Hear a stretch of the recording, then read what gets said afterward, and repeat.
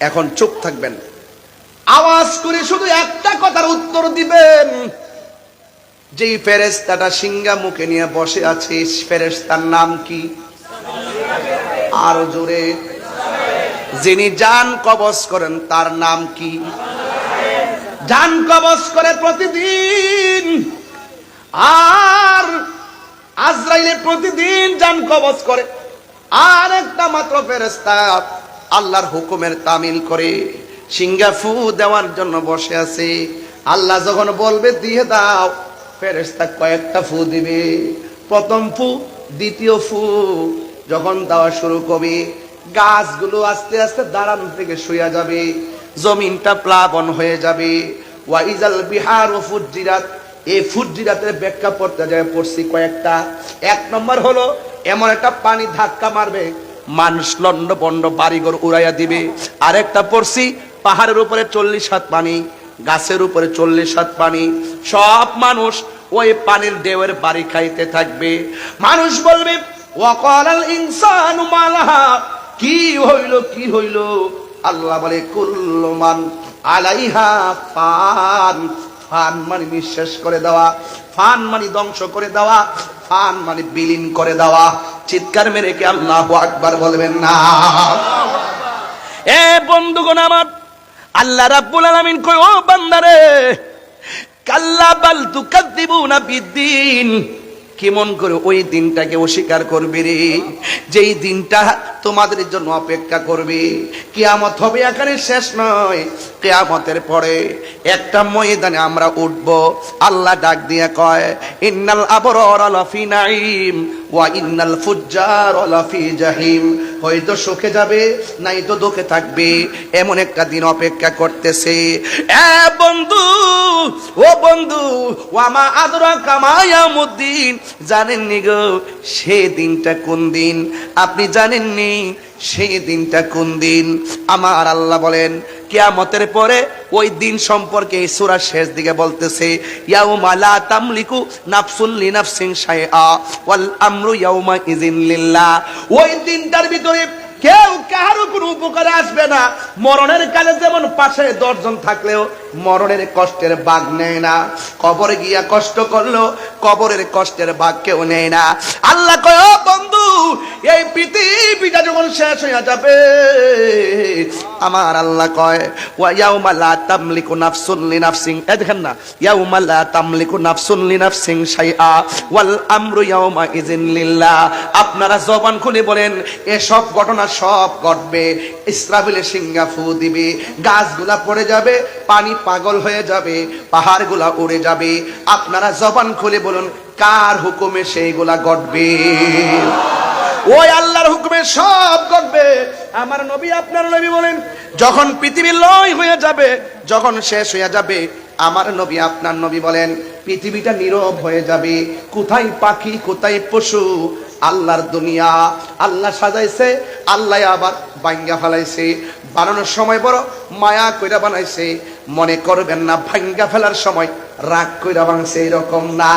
আমি একটা টিনের ঘর বানছিলাম, অনেক শখ কইরা টিনের ঘরটা বানছি, কিন্তু আমি শখ কইরা বানছি, এখন ভাঙ্গা ফেলাইছি।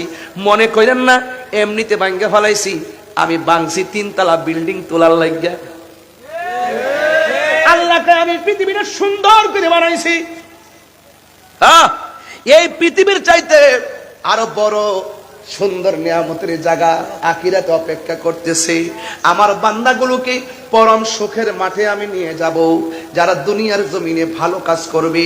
ফামাইয়া আমাল মিসকালা যাররাতিন খাইরাই ইয়ারা ওয়া মাইয়া আমাল মিসকালা যাররাতিন শাররাই ইয়ারা। যাররা যাররা পরিমাণ হিসাব আমি আল্লাহ নিব। আল্লাহর হাবিব বলেন মানুষ সব শেষ হয়ে যাবে, গরু ছাগল কিছুই নাই, মানুষ নাই, সব লয় হইয়া যাবে। আসমান নাই, চন্দ্র নাই, সূর্য নাই, পৃথিবীটা কেমন থাকবে? নীরব থাকবে। যিনি ছিলেন, তিনি আছেন, তিনি থাকবেন। জবান খুলে বলেন তিনি কে? ওয়া ইলাহুকুম ইলাহু ওয়াহিদুন লা ইলাহা ইল্লা হুয়ার রহমানুর রহিম। সব শেষ হয়ে যাবে। যিনি ছিলেন তিনি আছেন, তিনি থাকবেন, তিনি হলো আমার রব। এখন পরিষ্কার ওয়াজ, সব লয় হয়ে গেল। এখন আল্লাহ বলতেছে, আল্লাহর হাবিব বলেন সব শেষ হয়ে গেল, একটা মাঠের মধ্যে একত্রিত করা হবে। ইহশারুন নাসু ইয়াউমাল কিয়ামাতি আলা আরদিন। জমিন শেষ হয়ে গেছে, সব ধ্বংস হয়ে গেছে, ফান হয়ে গেছে, সকল মানুষকে আমার দলিল, আমার নবী বলেন ইহশারুন নাসু ইয়াউমাল কিয়ামাতি আলা আরদিন। সব মানুষকে একটা জমিনের মধ্যে কিয়ামতের পরে একত্রিত করা হবে। বাইদা আফরা, ওই দিন মাঠটা হবে পোড়া মাটির মাঠ, ওই মাঠটা হবে পোড়া মাটিতে ভরপুর। আমরা সারা জীবন ওয়াজ করছি, ওই মাঠটা হলো তামার মাঠ, মাথার উপরে থাকবে সূর্য, নিচে থাকবে তামার মাঠ। অথচ হাদিসের ভাষায় দেখলাম বাইদা আফরা, ওই মাঠটা হবে পোড়া মাটির মাঠ। এরপরে কয় কাকুরু সাতিন নাকিগি, আল্লাহর হাবিব বলেন ওই মাঠটা এমন মাঠ হবে যেই মাঠের মধ্যে কোনো গাছ থাকবে না, যেই মাঠের মধ্যে কোনো উদ্ভিদ থাকবে না রে। লাইসা ফিহা আলামুন লি আহাদিন, লাইসা ফিহা আলামুন লি আহাদিন। এমন একটা মাঠ হবে, আপনি মনে করেন না এমপি হয়েছেন দিকা সেগুন গাছের নিচে থাকবেন, মন্ত্রী হয়েছেন দিকা আপনি তেঁতুল গাছের নিচে থাকবেন। নবী বলে মাঠটা হবে পোড়া মাটির মাঠ, আর মাঠটা হবে উদ্ভিদ ছাড়া মাঠ, এখানে কোনো গাছপালা থাকবে না। লাইসা ফিহা আলামুন লি আহাদিন, আমার নবী, আপনার নবী বলেন কারো জন্য কোনো আলামত থাকবে না। এমন একটা মাঠ হবে রে, ওই মাঠের মধ্যে সবাই একত্রিত হবে।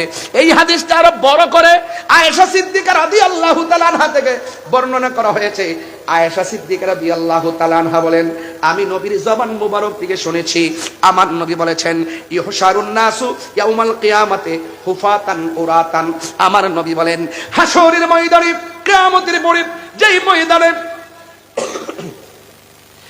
ময়দানে সব মানুষের পাপ পুণ্যের হিসাব হবে, ওই মাঠের মধ্যে মানুষকে একত্রিত করা হবে। হুফাতান উরাতান, বলেন হুফাতান উরাতান। সেই মাঠের মধ্যে মানুষ উলঙ্গ অবস্থায় উঠবে, পায়ের মধ্যে কোনো জুতা থাকবে না, খতনাবিহীন হয়ে উঠবে। ওই মাঠের মধ্যে কাহারো গায়ে কাপড় থাকবে না। আমার নবী বলেন যে এই মাঠে কাহারো গায়ে কাপড় থাকবে না, ওই মাঠে আমি সর্বপ্রথম উঠব, কিন্তু আমার গায়ের মধ্যে থাকবে জান্নাতের জামা। আল্লাহু আকবার বলেন। এরপরে আয়েশা সিদ্দিকা বলেন আমার নবী যখন বলছেন ও আয়েশা মানুষ একত্রিত হবে হুফাতান উরাতান, মানুষের গায়ে কাপড় থাকবে না ন্যাংটা, আর পায়ের মধ্যে জুতা থাকবে না, তাহলে তামার মাঠে জুতা ছাড়া উঠবে। এবার বুঝেন মাঠটা কেমন হবে। আবার মাথার সুরমার কাঠি যত বড় এমন পরিমাণ উপরে সূর্যটা থাকবে। এবার বুঝেন মাথার মগজের কি অবস্থা হবে। হাদিস শরীফের মধ্যে যে সূর্যের তাপ লাগার পরে মানুষের মাথার মগজটা উড়ে যাবে, বাতের মারের মতন ছিটটা ছিটটা পড়বে। সেই দিন আল্লাহর ছায়া বিনে দয়া বিনে কোনো দয়া থাকবে না। আল্লাহ দুইটা নামের ধারণ করবেন, একটা হলো কাহ্হার, আরেকটা হলো রহমান। যেই কথাটা শুরুতে বলছিলাম, রহমান নামটা বড় দামি রে। রহমানটা হলো আমি গুনাহগার, তুমি ছাড়া আমার দয়ার আর কোথাও জায়গা নাই রে, কোথায় যাব, যাওয়ার জায়গা নাই। আল্লাহ সেই দিন কাহ্হার হয়ে থাকবে। আমার নবী বলেন সবাই উলঙ্গ অবস্থায় উঠবে। এরপর আয়েশা কয় ইয়া রাসূলুল্লাহ, নবী গো আন-নিসাউ গুরলাউ ওয়ার রিজালু জামিআ, পুরুষ এবং নারী একসাথে মাঠের মধ্যে উঠবে। ইয়ানজুরু বাদুহুম ইলা বাদিন, একজন আরেকজনকে দেখবে। মহিলার কোনো কাপড় থাকবে না, পুরুষের কাপড় থাকবে না। ইয়ানজুরু, এরা দেখবে, দেখিতেছে, দেখবে। নাসারা ইয়ানসুর থেকে বুঝেন না। এরপরে বাদুহুম ইলা বাদিন, মাজরুর তো বাদিন। এবার দেখেন তো একজন আরেকজনের দেখবে, এটা কেমন লজ্জার মাঠ। আয়েশা প্রশ্ন করছে, আল্লাহর হাবিব বলে ইয়া আয়েশা, সুবহানাল্লাহ, ও আয়েশা তুমি জানো নি ওই মাঠটা কেমন? আল আমরু আসাদ্দু মিন আইয়ানজুরা, নাওয়াসবাল মুজারে আইয়ানজুরা বাদুহুম ইলা বাদিন। আল্লাহর হাবিব বলেন ওই কঠিন মুসিবতে যখন মানুষ উলঙ্গ অবস্থায় উঠবে, হোক পুরুষ কিংবা নারী, একসাথে ন্যাংটা থাকলেও একজন আরেকজনের দিকে তাকাবে, সুযোগ পাবে না রে আব্বা। কই মাঠটা হবে আসাদুন, শুধুমাত্র কঠিন না, বড় আযাবের মাঠ হবে। সেই দিন মানুষের মাথার উপরে সূর্য থাকবে, মায়ের সামনে দিয়া সন্তান চলে যায়, পরিচয়ের সুযোগ নাই। কিসের এমপি, কিসের মন্ত্রী, কিসের ওসি, কিসের ডিসি, কিসের বক্তা, কিসের তক্তা, কেউ কাউকে কষ্টের ভাগ দিবে না, কেউ কাউকে কষ্টের ভাগ নিবে না। মরণের কষ্টের ভাগ যেমন মানুষ নেয় না, ঠিক এমন ভাবে হাসরের ময়দানের কষ্টের ভাগও কেউ নেয় না। ও আব্বুরে, ওই ময়দানটা কেমন হবে? অনেক কঠিন হবে রে। ওই কঠিন মুসিবতের সময় আমরা সবার মুখের মধ্যে একটা স্লোগান থাকবে, ইয়া নাফসি, ইয়া নাফসি, ইয়া নাফসি, ইয়া নাফসি। নবী বলে, উম্মত, হাসরের ময়দানে কিছু কিছু মানুষের নখ গোলাকে তামার নখ বানায়া দিব। এই নখ গুলা দিয়া দিয়া নিজের চামড়া গুলা, এই যে দেখেন, এই গোড়া থেকে, চুলের গোড়া থেকে চামড়াগুলো এইভাবে নখ দিয়া তুলবে, তুইলা তুইলা গালের মধ্যে খামসি দিবে, খামসি দিয়া এই গাল থেকে গোশত তুইলা তুইলা চাবায়া চাবায়া খাইব। রাসূল জিজ্ঞাসা করবে, আল্লাহ, এরা কে গো? যাদের গালের গোশত নিজে কামড়াইতাছে, নিজের চামড়া নিজে তুলতাছে, এরা কারা? আল্লাহ বলবেন, বন্ধু, এরা কারা জানেননি? এরা হলো দুনিয়ার মুনাফিকের দল। এমন মুনাফিক আমাদের আনোয়ারার জমিনে আছে না নাই? পবিত্র সোহাদে কারবালার স্মরণে ফাতিহা আজদাম ও এলাকার কবরবাসী রুহের মাগফিরাত কামনায় আজকের আয়োজনটা করেছেন। যে মহান রব্বে করিম আমাদের সকলকে এই মুহূর্তে মাহফিলে আসার সুযোগ দিয়েছেন, শুকরিয়াতান পড়ুন আলহামদুলিল্লাহ।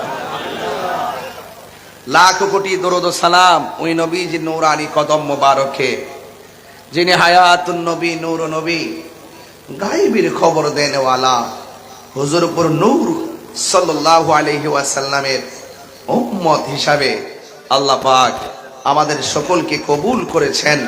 এই জন্য শুকরিয়াতান আবারও পড়েন আলহামদুলিল্লাহ।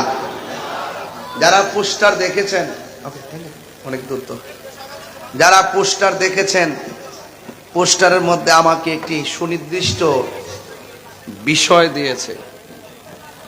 আমি সেই বিষয়টি হলো কোরআন সুন্নাহর আলোকে সূরা ইনফিতরের তাফসীর। অনেক গুরুত্বপূর্ণ একটি সূরা। আমি অনেক ব্যস্ত মানুষ, যদিও আমি গাড়িতে বসে পোস্টারটা দেখছি, দেখে আস্তে আস্তে মাহফিলে ঢুকছি। পড়াশোনার সময় তো কম, এরপরও ইনফিতার শব্দটা তো কমন। এটা আমাদের কোরআনে 30 পারার অনেক সূরা যেগুলো আছে আমরা পড়ি, তেলাওয়াত করলে অনেক মজা পাই।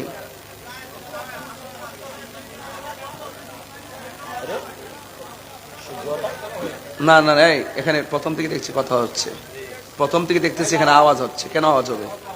আপনারা যদি ক্যামেরা যখন না দেখেন একটু সাইডে যান, তাই তো ক্লিয়ার হয়ে যায়। সূরা ইনফিতার, ইনফিতার মানে অর্থ কি জানেন?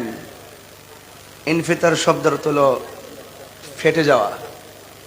ফেটে যাওয়া আছে না, ফেটে যাওয়া।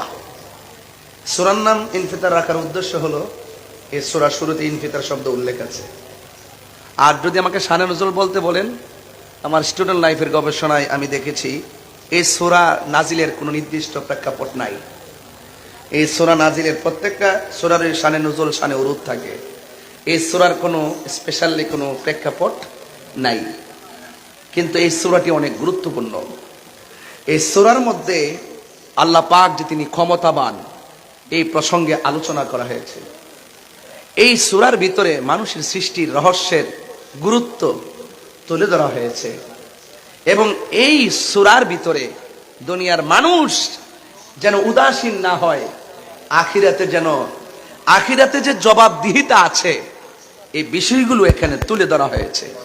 এজন্য সবকিছু মিলে এই সূরাটা আমাদের জীবনের শুরু এবং শেষের সাথে ইহকাল পরকাল, দুনিয়া এবং আখিরাতের গুরুত্ব এবং চূড়ান্তপূর্ণ জায়গায় এই সূরার একটি গুরুত্ব রয়েছে, প্রেক্ষাপট রয়েছে।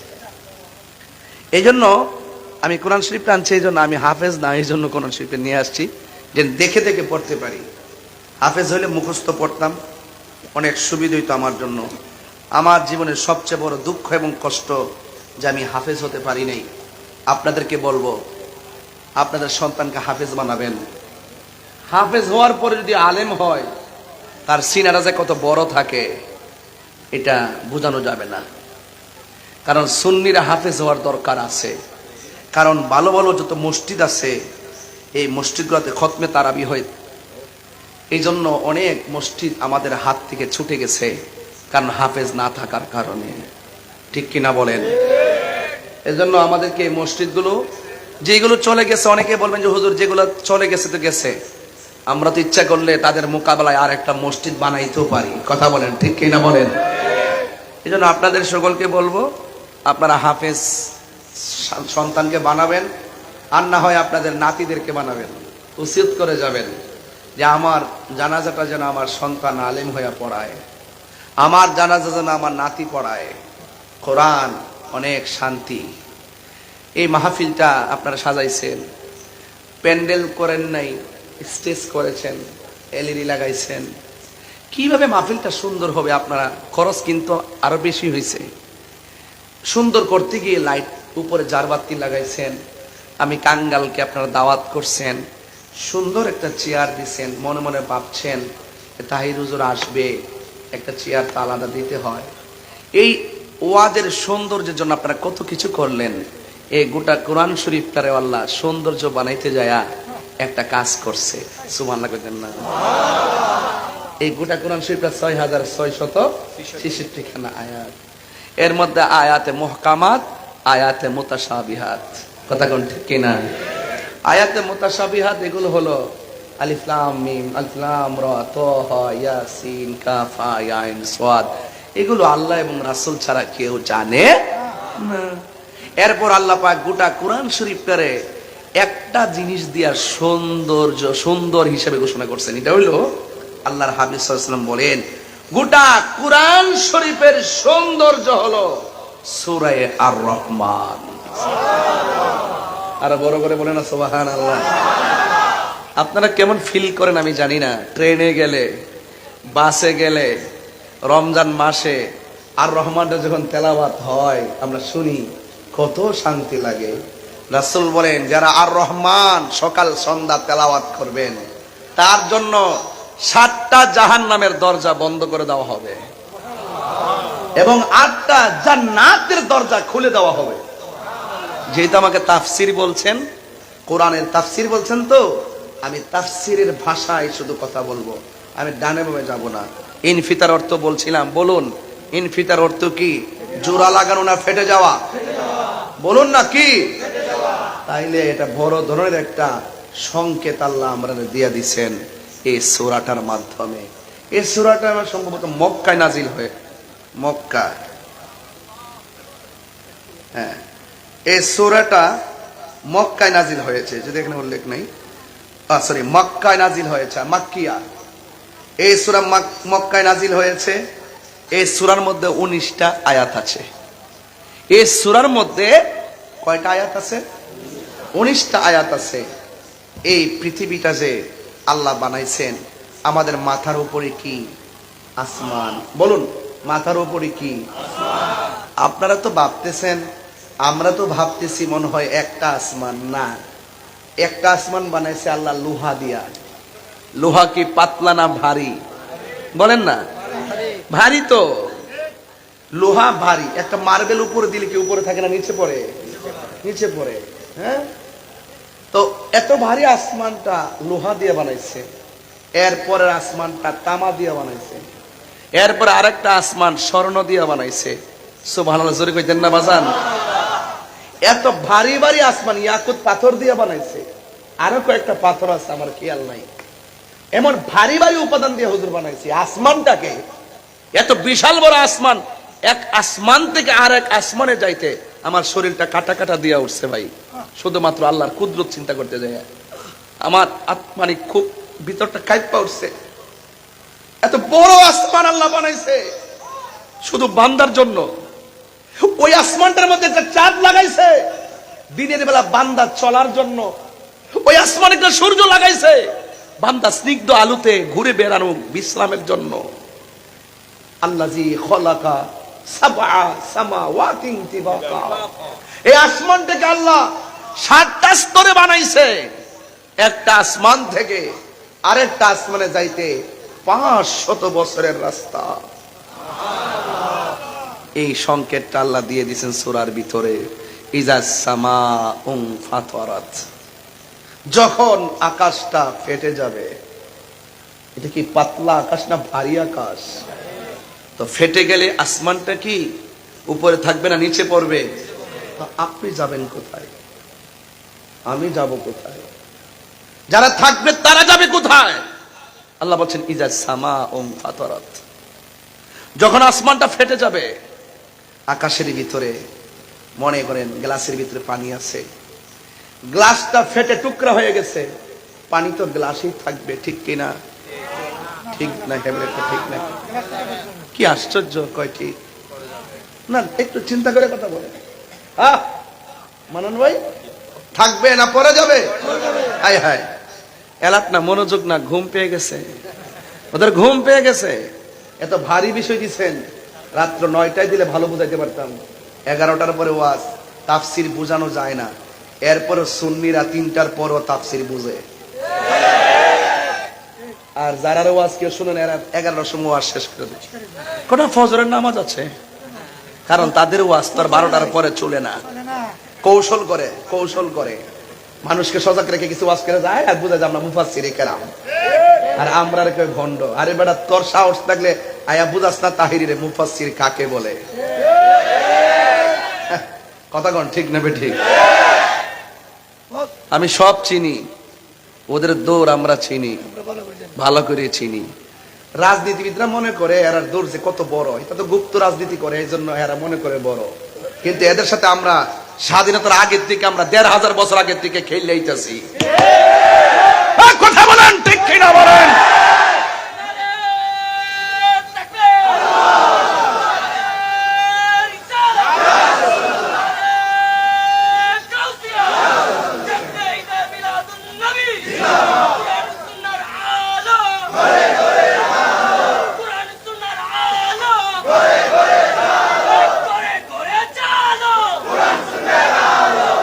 আল্লাহু আকবার, জোরে বলেন। আমার কথায় কেউ রাজনৈতিক গন্ধ খুঁজবেন না। এবার আমরা সুন্নিরা খুব চিন্তা ভাবনা করে এক হইছি। সুন্নিরা কি এক না দুই? যদি কেউ আলাদা কোনো কমিটি করতে চায়, আমরা পায়ে ধরব, বলবো যে আলাদা কইরেন না, আগামীর ভবিষ্যৎকে আপনারা অন্ধকারে দিয়ে যায়েন না। এক থাকলে সবাই লড়াই করে বাঁচতে পারবো, আলাদা আলাদা থাকলে কেউ টিকতে পারবো না। কথা বলেন ঠিক কিনা বলেন? আমরা যেখানে যে ভাষা ব্যবহার করতে সেই ভাষা ইনশাল্লাহ আমরা জানি। সূরার উদ্যানে কথা বলেছি, রাইট? যাই না দেখে মনে হয় যেন আমরা সংখ্যালঘু। সুন্নিরা সংখ্যালঘু না, সুন্নিরা সংখ্যাগরিষ্ঠ। হয়তো খানকাতে ছিলাম, এখন প্রয়োজনে আমরা মাঠে নেমে এসেছি। কথা বলেন ঠিক কিনা বলেন? ইজা সামাউন ফাতারাত, যখন আকাশটা কি হয়ে যাবে? ফেটে যাবে। ইনফিতার অর্থ কি? এই তো আমার ছেলেরা ওয়াজ বুঝে ফেলতেছে। এটা সুনির্দিষ্ট কোনো প্রেক্ষাপট জানে নজরুল নেই। তবে এই সূরাটা আমাদের ইহকাল পরকালে আমাদেরকে অনেক মেসেজ দিয়েছে, আল্লাহ যে কত বড় ক্ষমতাশীল। কথা বলেন ঠিক না বেটে? আসমানটা বানাইছে কে? আরো বড় করে বানাইছে কে? আপনি পারলে ফাটান তো পারবেন? যে রব বানাইছে সেই রব ফাটাইয়া দিবে। জোরে বলেন না আল্লাহু আকবার। তাইলে আমরা একমাত্র একটা অসুস্থ বক্তা আছে, আমির হামজা, এটা আল্লাহ পাক শেফা দান করুক আর হেদায়েত নসিব করুক। হ্যাঁ, ওই দিন বলতেছে আল্লাহকে সর্বশক্তিমান বলা নাকি শিরিক। আপনি চিন্তা করছেন ব্যাপারটা? তো আল্লাহ যদি সর্বশক্তিমান না হয়, তুই ভালো আসমানটা ভাঙস না। যে বানাইছে সেই ভাঙবে। তিনি ইন্নাল্লাহা আলা কুল্লি শাইইন কাদির। কাদির অর্থ বুঝে না? এই জন্য আমি এটারে দড়ি মাঝে মাঝে, কিরে দড়ি, এটা একটা পাগল টাইপের, এটার একটু দড়ি কিরে ধাক্কা ধুক্কা খায় নি কিছু মানুষ হয়, ঠিক কিনা? এই জন্য আল্লাহ ইন্না বাতশা রাব্বিকা, আল্লাহর ধরা কি নরম না শক্ত? ওয়া হুয়াল গাফুরুল ওয়াদুদ, he is the forgiving and loving, তিনি প্রেমময়, তিনি ক্ষমাশীল, he is the forgiving and loving, there is no God but আল্লাহ, আল্লাহ is our almighty and our creator, he is the first, last, open and secret, ইন্নাল্লাহা আলা কুল্লি শাইইন sure, sure তো ইনশাআল্লাহ, আল্লাহ আমাদের কবুল করুন, আমিন। এখন প্রশ্ন হলো ইজা সামাউন ফাতারাত, এখন আপনাদের কাছে আমার প্রশ্ন, যে আসমানটা ফেটে যাবে, আমি একটা এক্সাম্পল দিছিলাম, গ্লাসের ভিতরে পানি, গ্লাস ফেটে গেছে, পানি কি আছে? কি হয়ে গেছে? তো যে আসমানের ভিতরে আল্লাহ চাঁদ লাগাইলো, যে আসমানে আল্লাহ চন্দ্র লাগাইলো, সূর্য লাগাইলো, তারকা লাগাইলো, আসমানটা যখন ফেটে যাবে নক্ষত্রগুলো থাকবে? কি হয়ে যাবে?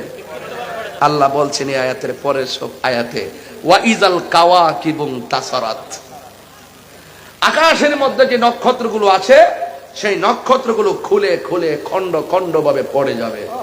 বলুন এত সুন্দর আসমান সাজাইছিল কে? আকাশে চাঁদ আছে, আকাশে তারকা আছে, জমিনে গাছ আছে,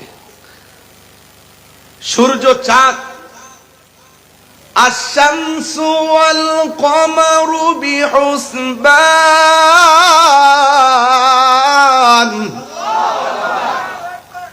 বিহুসবান অর্থ কি হুজুর? এটা হিসাব মিলাইয়া চলে, হিসাব হিসাব হিসাব বুঝেন না? হাসিন বা হিসাব থেকেই তো কি আর নাজমু ওয়াশ শাজারু ইয়াসজুদান, আর ওয়ান নাজমু আশ-শামসু ওয়াল কমারু বিহুসবান, বিহুসবান হিসাব থেকে হিসাব। চাঁদ এবং সূর্য চলে গণনা করে সিস্টেম মতো, সূর্য উঠে ডুবে নিয়ম ওকে, চাঁদ উঠে ডুবে নিয়ম ওকে। বলেন তো এই নিয়ন্ত্রণ করে কে? বলেন না। লাউ কানা ফীহিমা আলিহাতুন ইল্লাল্লাহু লাফাসাদাতা, যদি ওই এক আল্লাহ নিয়ন্ত্রণ না করত তাহলে সব ফসাদ লেগে যেত। কথা বলেন ঠিক কিনা? আমি যদি আপনাকে বলি একটা গ্লাস নিয়ে দাঁড়ান তো, দাঁড়াইলাম, আপনি আজকে আপনার প্রথম দায়িত্ব রাত্রে দাঁড়িয়ে ঘুমাবেন। ঘুমায় গেলে এটা কি থাকবে? লা তাখুযুহু সিনাতু ওয়ালা নাওম, আল্লাহর তন্দ্রা নাই, নিদ্রা নাই। আমার তন্দ্রা আছে, নিদ্রা আছে, এই জন্য আমি মাখলুক, আর আল্লাহর তন্দ্রা নাই, নিদ্রা নাই, এই জন্য আল্লাহ খালেক। আমি মাখলুক, প্লেট হাতে নিয়ে এইভাবে ঘুমালে প্লেট ভেঙে যাবে। ওই মাখলুকের ঘুম নাই, তন্দ্রা নাই। যদি তন্দ্রা নিদ্রা থাকতো তাহলে পৃথিবী লন্ডা বন্ধ হয়ে যেত। তাফসীর করছি, একটু বিশ্লেষণ করছি আপনাকে বোঝানোর জন্য। আমার রবকে, কোন রব আসমানটা ফাটাইয়ে দিবেন? সুবহানাল্লাহ বলুন না। এই জন্য আমার ভাইয়েরা খুব মনোযোগের সাথে, বেশি লম্বা করব না, একদম গড়ির কাটাতে ওয়াজ করব যেন আপনারা কষ্ট না হয়। আর আপনার চিটাগাঙ্গের মানুষ তো অনেক আবেগ ভালোবাসা, আপনারা অনেক রাত পর্যন্ত ওয়াজ শোনেন, কিন্তু আজকের ঘটনাটা কিন্তু একটু হার্ড, একদম একাডেমিক আলোচনা করছি যা বোঝার জন্য আপনাদের সহজ হবে। আশ-শামসু ওয়াল কমারু বিহুসবান, চন্দ্র সূর্য নিয়ম মতো চলে, চন্দ্র সূর্য গণনা মাফিক চলে। এরপরে কি? ওয়ান নাজমু ওয়াশ শাজারু ইয়াসজুদান, তারকা এবং গাছ আল্লাহকে সেজদা করে। আপনারা জানেন কিনা জানেন, হাদিসটা পড়ছেন কিনা, বিনা কারণে একটা গাছের পাতা ছিঁড়া নিষেধ। কি নিষেধ? রাসূলুল্লাহকে বলছে, ইয়া রাসূলুল্লাহ গাছ কি ব্যথা পায়? রাসূল বলে, আপনি আমার কাছে আসো। আয়েশা নবীজি চুলের মধ্যে একটু টান দিছে, দেওয়ার পরে তুমি কি ব্যথা পাইছো? ঠিক, গাছের পাতা এইভাবে ছিঁড়লে গাছও ব্যথা পায়। বুঝতে পেরেছেন? গাছ ব্যথা পায়। বিনা কারণে পিপিলিকেও মারবেন না। বিনা কারণে গাছের পাতাও ছিঁড়বেন না। কথা বলেন ঠিক কিনা? ওয়ায়াতাফাক্কারুনা ফি খালকিস সামাওয়াতি ওয়া মা ফিল আরদ, আসমান এবং জমিনে যা আছে সব নিয়ে গবেষণা করেন। আর আসমান জমিনের মাছ বলেন, নদীর ঢেউ বলেন, পাতা বলেন, চন্দ্র বলেন, সূর্য বলেন, সব আল্লাহকে সেজদা করে। তো আমি তো চাঁদের চেয়েও দামি, আমি তো সূর্যের চেয়েও আরো দামি, আশরাফুল মাখলুকাত। কথা বলেন ঠিক কিনা? আল্লাহ বলে এত মায়া করে বান্দা বানাইলাম, এত সুন্দর জমিন দিছে, জমিনে চলতেছে। আল্লাহ আরেক জায়গায় বলতেছে, এই আয়াতের তৃতীয় শব্দের চতুর্থ শব্দের মধ্যে বলতেছে ওয়াইজাল, তৃতীয় আয়াতে বলতেছে ওয়াইজাল বিহারু ফুজ্জিরাত। এই জমিনে যত পানি আছে, নদী আছে, একটা তরঙ্গ শুরু হবে, এমন একটা উত্তাল ঢেউ শুরু হবে সুনামির মতন। চিৎকার মেরে কি আল্লাহু আকবার বলবেন না? এখন নবীজিকে সাহাবীরা প্রশ্ন করেন, ইয়া রাসূলুল্লাহ, যদি এমন তাণ্ডব শুরু হয় মাঠে কয় শ্রেণীর মানুষ থাকবে? কয় দুই শ্রেণীর। কয় কারা কারা? কয় ঈমানদার আর বেঈমান। ইয়া রাসূলুল্লাহ, এত বড় তাণ্ডব লীলা হবে, সেখানে ঈমানদাররা যদি থাকে তারা কি কষ্ট পাবে না? আল্লাহ রাসূল বলেন, না, পৃথিবীর এক প্রান্ত থেকে এমন একটা বাতাস আসবে, আয়েশা তাদের বগলের নিচে লাগবে, সাথে সাথে তাদের জান কবজ হয়ে দুনিয়ার থেকে বিদায় হয়ে যাবে। মায়ের স্তন থেকে দুধ পান করতে করতে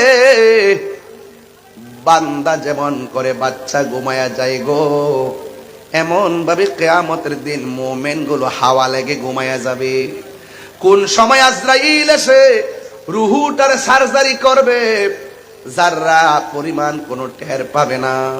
এই জন্য জীবনের সময়ের অনেক দাম আছে। মরণের ঘাটে যার ঈমান আছে মরণের টের পাবে না, এবং কিয়ামতের ময়দানে যার ঈমান আছে সে টের পাবে না। কিয়ামতের আগে দাজ্জাল নামক একটা ভয়ঙ্কর ফিতনা আসবে, যার একটা চক্ষু কানা থাকবে। আয়েশা বলবে, আমারে আল্লাহ মান। ইমানদার বলবে, তোরে মানব না। কয় কেন কেন কেন? কয় তোর কপালের মধ্যে তিনটা আরবি লেখা দেখা যায়, একটা আরবি লেখার নাম হলো কাফ, আরেকটা আরবি লেখা হলো ফা, আরেকটা আরবি লেখা হলো র। তুই হলে কাফের, তোরে আমি আল্লাহ মানতে পারবো না। রাসূল বলেন, সেই দিন দাজ্জালের মোকাবেলা টাকা দিয়ে করা যাবে না, সেই দিন দাজ্জালের মোকাবেলা পয়সা দিয়ে করা যাবে না, সেই দিন দাজ্জালের মোকাবেলা সম্পদ দিয়ে করা যাবে না। ইয়া রাসূলুল্লাহ, নবী গো, সেদিন দাজ্জালের মোকাবেলা হবে কেমনে? কয় সেদিন দাজ্জালের মোকাবেলা করতে হবে একটা মাত্র শক্তি দিয়া, ওই শক্তিটা হলো ঈমানি শক্তি। এখনো বাংলাদেশে ওই আসল দাজ্জাল আসার আগে সেমি দাজ্জালের সঙ্গে আমরা ঈমান দিয়া লড়াই করতেছি। কথা বলেন ঠিক কিনা? 90টা মাজার ভাঙছে, আমরা লড়াই করতেছি ইনশাআল্লাহ। তবে এখনো মোহসেন আউলিয়া বাবার দরবারে দাঁড়ায় কইছি, এখন থেকে আল্লাহর ওলির মাজার সুরক্ষা দেওয়ার জন্য প্রতিরোধ বাহিনী গঠন করতে হবে। যে হাত দিয়া মাজার ভাঙতে আসবে, ওই হাতকে ভাঙ্গা বুড়ি গঙ্গায় ভাসাইয়া দিতে হবে। কথা বলেন ঠিক কিনা? এই জন্য আমার বন্ধুগণ, ইমানের পাওয়ার লাগবে বড়। আমারে অনেকে বলছে দেশের পরিস্থিতি ভালো না। বিগত 5ই আগস্টের পরে অনেক মানুষ আমার অনেক কথা বলছে, দেশের পরিস্থিতি ভালো না। এবার একটু ঠান্ডা মাথায় ওয়াজ করেন।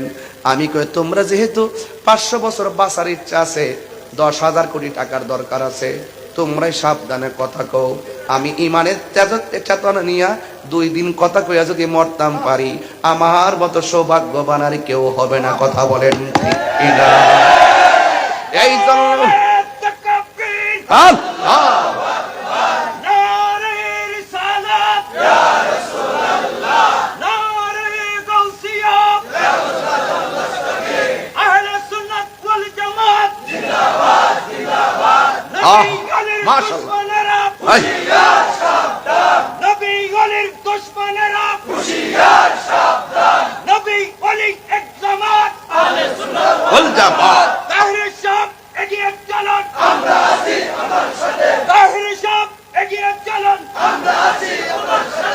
আল্লাহু আকবার বলেন।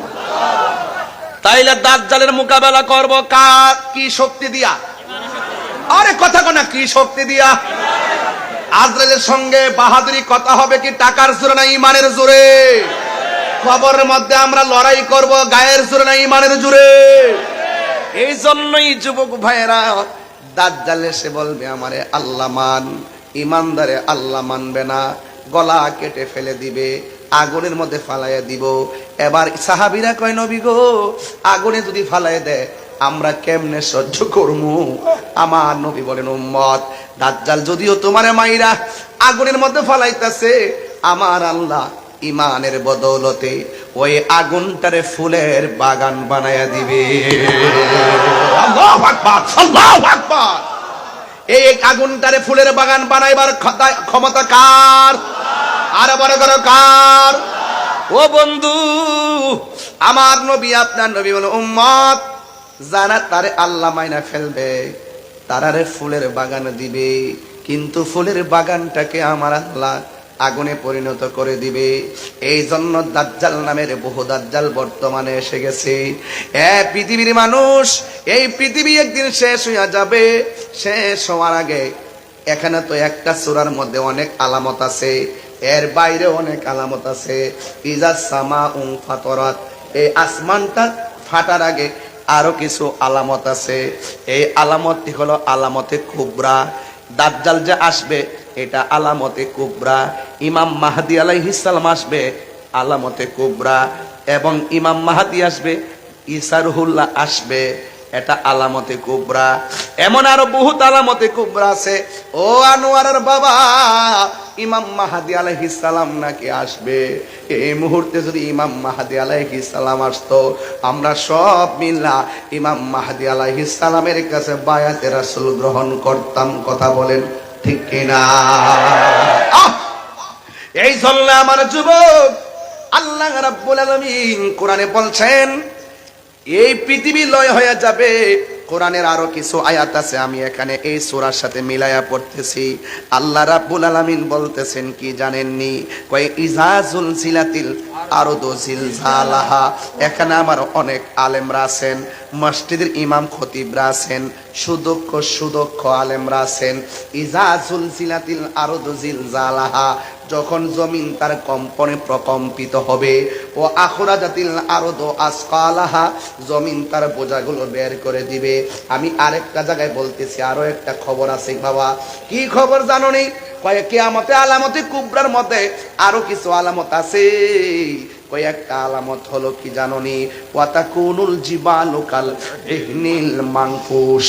আল্লাহ যে পাহাড়গুলা বানাইছে, সূরা নাবার মধ্যে আছে ওয়াল জিবালা আওতাদা, আছে না হুজুর? ওয়াল জিবালা আওতাদা। আল্লাহ পাহাড় বানাইছে পেরেক হিসাবে, আল্লাহ পাহাড় বানাইছে পেরেক হিসাবে।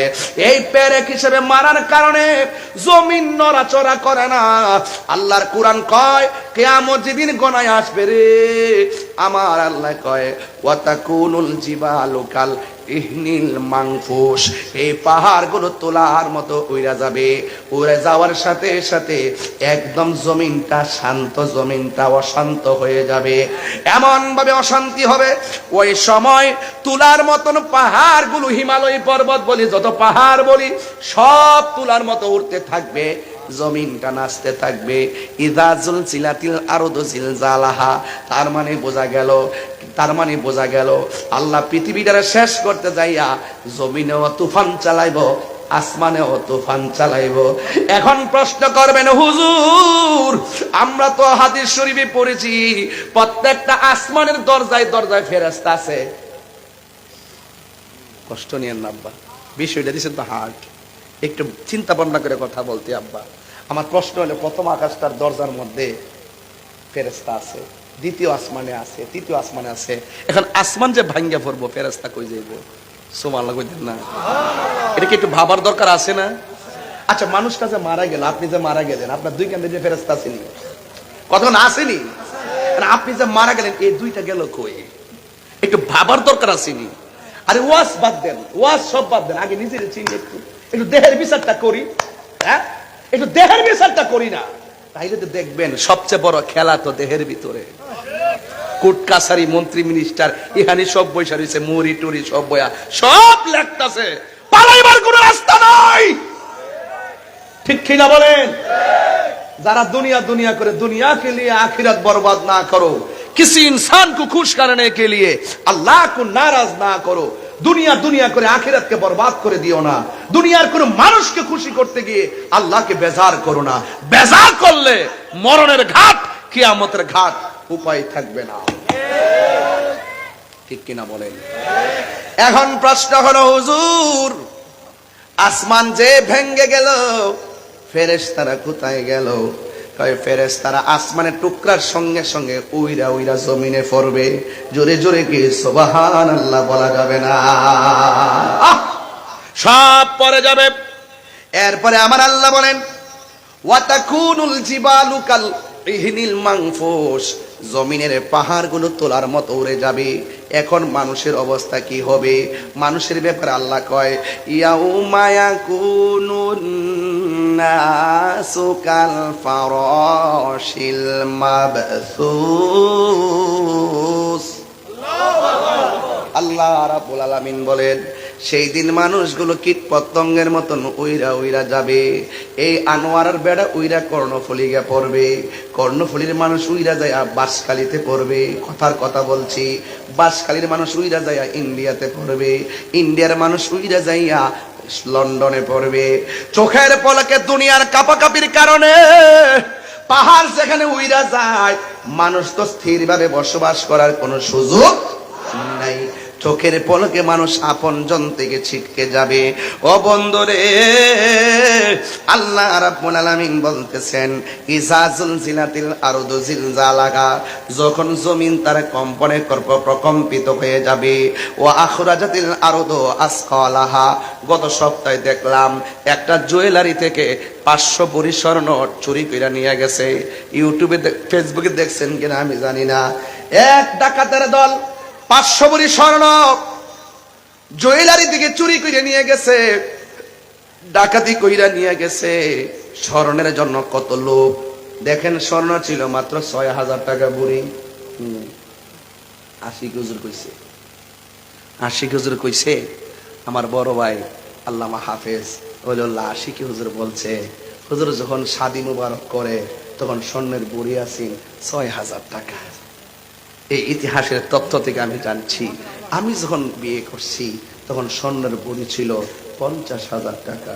এখন স্বর্ণের ভরি হলো 2,10,000 না 9,000 টাকা। 2,09,000 টাকা। ফুলাফান্ডে কইলাম যে তোমরা আর স্বর্ণ দিয়া বিয়া করার সাথে দরকার নাই, স্বর্ণ একটু কম কিনেন, দেখবেন আন্তর্জাতিক বাটফার গুলা ধরা খাইয়া যাবে। ঠিক কিনা বলেন? স্বর্ণের লোভ আছে না নাই? আল্লাহ কয়, ওয়াখরাজাতিল আরদু আসকালাহা, জমিন তার বোঝা বের করে দিবে। হ্যাঁ, কি মনে করেন জমিনের নিচে কয়লার খনি আছে না? স্বর্ণের খনি আছে না? যত তেলের খনি আছে না? এই খনিজ পদার্থের জন্য কত দেশকে আক্রমণ করতেছে এই খনিজ সম্পদের লোভে। কথা বলেন ঠিক কিনা? কিয়ামতের পূর্বে এই খনিজ সম্পদ বমি করে দিবে, বের করে দেওয়া হবে। মানুষের সামনে এগুলো থাকবে, কেউ লোভ করবে না, কারণ সবাই বলবে ইয়া নাফসি। এরপরে আল্লাহ বলছেন কি জানেন? আল্লাহ রাব্বুল আলামিন বলতেছেন, যখন জমিন তার বোঝা বের করে দিবে, জমিনটা নাচা শুরু করবে, তখন আমাদের আনোয়ারা কোন গ্রাম? জুইদণ্ডিতে। জুইদণ্ডের অনেক মা 3 মাসের গর্ভবতী, কোন মা 8 মাসের গর্ভবতী, কোন মা 9 মাসের গর্ভবতী। কিয়ামতের পূর্বে যখন জমিনটা নাচতে শুরু করবে, মহিলার পেট থেকে 3 মাসের বাচ্চা ডেলিভারি হয়ে যাবে, 6 মাসের বাচ্চা ডেলিভারি হয়ে যাবে, 7 মাসের বাচ্চা ডেলিভারি হয়ে যাবে। আমার নবী, আপনার নবী এই জালজালা জালজালা জালজালা বুঝেন তো? কম্পন, জালজালা একটা তুফানের মতো শুরু হয়ে যাবে। জালজালা জালজালা শুরু হয়ে যাবে। ওই ব্যাখ্যা দিতে যায় আমার নবী বলেন, ওই সময়টা এমন সময় হবে, মানুষের মার পেটের ভিতরে সন্তানটা পেটের ভিতর থেকে ডেলিভারি হয়ে যাবে। 6 মাসের বাচ্চা ডেলিভারি হয়ে যাবে, 9 মাসের বাচ্চা ডেলিভারি হয়ে যাবে। স্বামী বলবে, আমার স্ত্রীর নিচ দিয়া কেন রক্ত প্রবাহিত হয়? আমার সন্তান বলবে, আমার মায়ের নিচ দিয়া কেন রক্ত প্রবাহিত হয়? আজকে ডেলিভারি কি জিনিস বুঝবেন না, মারে জিজ্ঞেস করলে বুঝবেন। ডেলিভারি কত কষ্ট। তার মানে এমন ভাবে দুনিয়াটা লড়াছাড়া করব, সন্তান পেট থেকে বের হয়ে যাবে, এর দ্বারা প্রমাণ হয়ে যায় আমার পেটের ভিতরে আত্মা হুজুরি যা আছে সব পাক উঠে যাবে। এই জন্য আমার আল্লাহ রাব্বুল আলামিন বলতেছেন, কি বলতেছেন শুনেন। এরপরে যখন এমন ভাবে আকাশটা কাঁপবে, জমিনটা নাচবে, জমিনটা কাঁপবে, তখন মানুষের অনুভূতি কেমন হবে? মানুষ তখন বলা বলি শুরু করবে, ওয়াকালাল ইনসানু মা লাহা। মানুষ বলবে কি হইল, কি হইল, জমিনটা কেন নাচতেছে, আসমানটা কেন কাঁপতেছে, এমন ভাবে বোঝাগুলো কেন বের হয়ে যাচ্ছে, আমার মায়ের নিচ দিয়া কেন রক্ত ঝরে। হঠাৎ করে তখন কিন্তু আসমানি তুফান শুরু হবে। এই জমিনটা আগে বুঝাইলাম, এরপর আসমানটা বোঝানোর জন্য আমি এই জায়গার মধ্যে ঢুকলাম। ও আব্বুরে, এরপরে আমার আল্লাহ কয়, ইযা সামাউন ফাতারাত, যখন জমিনটা বিদীর্ণ হয়ে যাবে, ওয়া ইজাল কাওয়াকিবু তাসরাত, নক্ষত্রগুলো খুলে খুলে পড়ে যাবে, ওয়া ইজাল কুবুরু বুসিরাত, ও বন্ধুরে, ওয়া ইজাল বিহারু ফুজ্জিরাত, নদীর মধ্যে সুনামি শুরু হয়ে যাবে, ওয়া ইজাল কুবুরু বুসিরাত, কবরের লাশগুলো বের করে দেওয়া হবে রে। ও বন্ধু, আলিমাত নাফসুম মা কদ্দামাত ওয়া আখরাত, ওই মুহূর্তে মানুষ বুঝতে পারবে পেছনে কি করছে, সামনে কি পদক্ষেপ নিছে, পূর্বে পরের সব ধারণা মানুষের ভিতরে ঢুকে যাবে। এখন আমার আল্লাহ কয়, আমি এত তুফানের কথা তোমাদেরকে বললাম, এরপর আমার আল্লাহ কয়, ইয়া আইয়ুহাল ইনসানু মা গাররাকা বিরাব্বিকাল কারীম। আমার আল্লাহ কয়, হে মানুষ, আমি আল্লাহ তোরে বানাইলাম, আমি আল্লাহ সব শেষ করে দিমু। এত কিছু বলার পরও কিসে তোকে আমি আল্লাহ থেকে ধোঁকা দিয়ে রাখলো, কিসে তোকে আমি আল্লাহ থেকে দূরে সরাইয়া রাখলো। এ যুবক, আমি তো ছিলাম তোর বানানোওয়ালা। এ পৃথিবীর মানুষ, আমি তো তোর জন্য দুনিয়াটাকে সাজাইলাম। আল্লাযী খালাকাকা ফাসাওয়াকা ফাআদালাক, আমি আল্লাহ তোর জন্য দুনিয়াটারে সুন্দর করে বানাইছিলাম। আমি আল্লাহ এখন সব ফাটাইয়া দিতেছি। কুল্লু মান আলাইহা ফানি ওয়া ইয়াবকা ওয়াজহু রাব্বিকা যুল জালালি ওয়াল ইকরাম।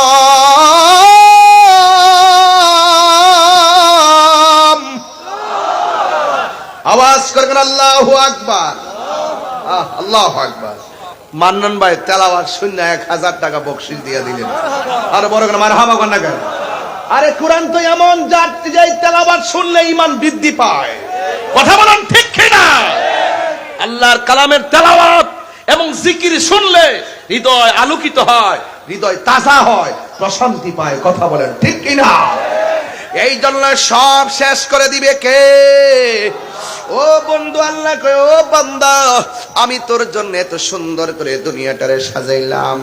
এবার পৃথিবীটা সুন্দর করে আস্তে আস্তে শেষ হয়ে যাইতেছে।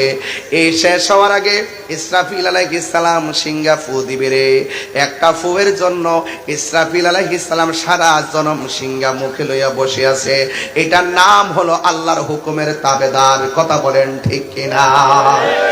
আল্লাহর হুকুমের তাবেদার ইসমাইল হযরত ইসরাফিল আলাইহিস সালাম। এই জন্য আল্লাহ কয়, ও বান্দারা, ইয়া আইয়ুহাল ইনসানু মা গাররাকা বিরাব্বিকাল কারীম। ও বান্দারা, কিসে তোমাদেরকে আমি আল্লাহ থেকে গাফেল বানায় রাখলো, কিসে তোমাকে আমি আল্লাহ থেকে তোমাকে উদাসীন বানায় রাখলো, তোমাকে ধোঁকায় ফেলে রাখলো। হায়াতের মালিক যিনি, মওতের মালিকও তিনি। কথা বলেন ঠিক কিনা? প্রাণ দয়ালেরি গৃহস্থেরা দলে দলে হাঁস মুরগি কতই পালে, সন্ধ্যা হলে ডাক দিয়া লয় ঘরে। আরে কথা কনা ঠিক না বেটি? বাজান একটু আমার ভাষায় বলতেছি বোঝার জন্য, হ্যাঁ বোঝার জন্য বলতেছি। কষ্ট হচ্ছে আপনাদের? ঘুম ঘুম ভাব কেন? ঘুম ভাব কেন? হাত তোলেন। এই এই বেগুনি, এই খৈরে, এই খৈরি, ওই যা। আস্তে আস্তে আব্বা রাখেন, হাত সোজা করেন, হাত সোজা করেন।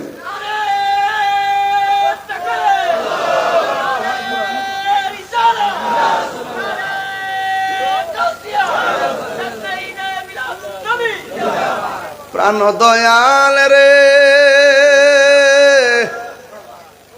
গৃহস্থেরা দলে দলে হাঁস মুরগি কতই পালে, সন্ধ্যা হলে ডাক দিয়া লয় গরে, যার যত পালিত ছিল সকলরে তো ঘরে নিল, আমি একা রইলাম অন্ধকারে। প্রাণ দয়াল রে, সন্ধ্যা হইল ডাকে দিলে না মরে। আপনাদের এলাকায় কি পুকুর আছে আব্বা? পুকুরে কি হাঁস আছে? সন্ধ্যায় বেলা হাঁস বাড়িতে না ফিরলে মালিক কি করে? হ্যাঁ, এর চাইতে বেশি মায়া করে আল্লাহ আমরা বানাইছে। আল্লাহ কয় এখানে, এই দেখেন, ফি আইয়ি সূরাতিম মা শাআ রাক্কাবা। আল্লাহ কয় আমি আমার বান্দারে, আমি আল্লাহ যেমনে চয়েস করছি আমার মন মতো বানাইছি।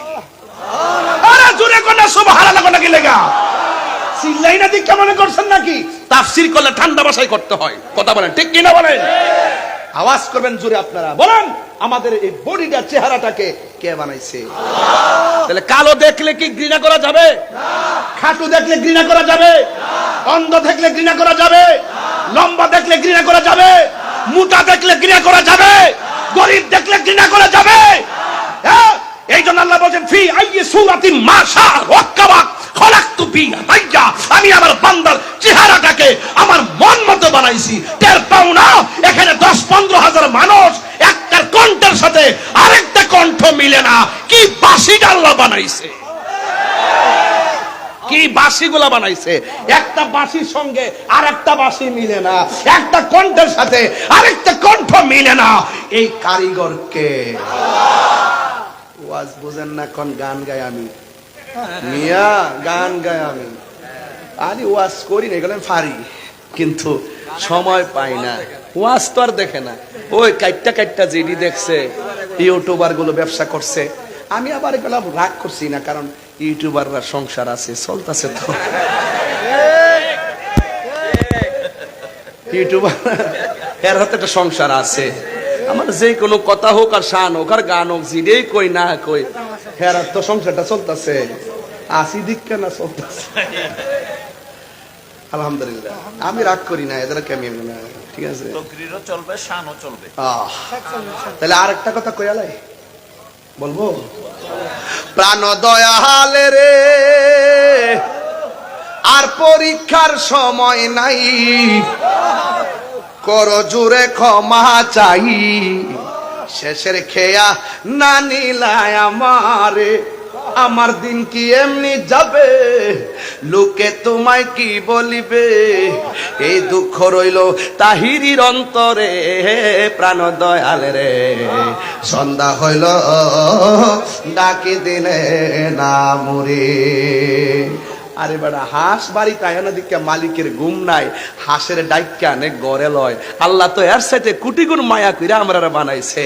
আমরা যদিও বিভিন্ন গুনার দিকে জায়গা, আল্লাহ তো রহমান নাম নিয়ে ডাকতেছে, আয় কই গেছিস গায়, যাইস না এদিকে আয়, এটা শয়তানের ফল, যাইস না, গাফফার নাম লাগাইছি, কর ডাকবে, লা তাক না তুমি রহমাতুল্লাহ, গাত্তি হলেন গুনাহ করছ, কি হইছে, আমার রহমত থেকে নিরাশ হইস না, তওবার মতো তওবা কর, আমি তোরে ডাকতাছি, আয়। বলেন গুনাহ মাফের মালিক কে? আল্লাহ। আরো জোরে কে? সন্দেহ আছে? এই জন্য বলছি, গৃহস্থেরা দলে দলে হাঁস মুরগি কতই পালে, সন্ধ্যা হলে ডাক দিয়া লয় করে। গভীর মনোযোগ। এটা কি উঙ্গাইতেছে ফুলাফান, মোবাইল টিপা, কি সাফা সুফা ভাঙ্গা, কি অবস্থা, এই লড়তে দিয়েন না, এগুলো সেন্সিটিভ ওয়াজ, এগুলো গেলেগা ভাইতো না, এই গেলেগা পাওয়া যাবে না, পাওয়া যাবে। আমি এটা করুণ জায়গায় যাবো, করুণ বোঝেন তো, যেখানে গেলে আমার নবী ছাড়া কোনো উপায় নাই, আমি ওই দেশে আপনাদেরকে নিয়ে যেতে চাই, রাজি আছেন কিনা বলেন? কিয়ামত কার জন্য? বিভীষিকাময় প্রান্তর বেঈমানের জন্য, ইমানদারের জন্য না। মৃত্যুর যন্ত্রণা কার জন্য? বেঈমানের জন্য, কিন্তু ইমানদারের জন্য না। আজকে যারা একটু ক্ষমতা পায়া চিল্লাচিল্লি করো, মনে করছো আমার ৫৫০০ ইসলামী ব্যাংকের নিরীহ মানুষগুলাকে অযথা তোমরা বহিষ্কার করছো। অপেক্ষা করো, ইন্নাল্লাহ ইউমাহিলু ওয়ালা ইয়ামহুল, আল্লাহ ছাড় দেয়, ছেড়ে দেয় না। একদিন তার বিচার হবেই হবে, ইনশাআল্লাহ হবে। কথা বলেন ঠিক কিনা?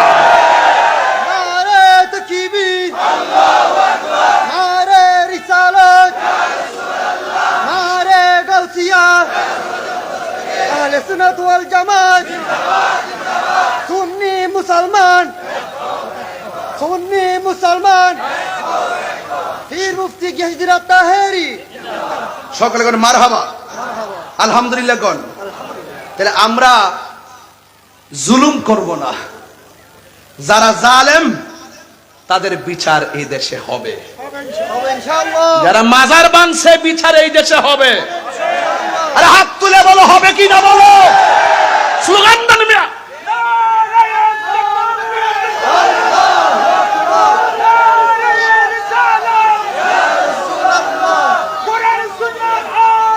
ঘরে ঘরে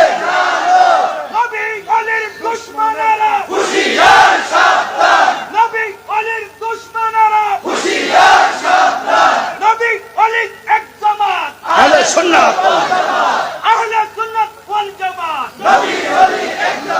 জিহাদ করে বাঁচতে চাই। তুমি কে আমি কে?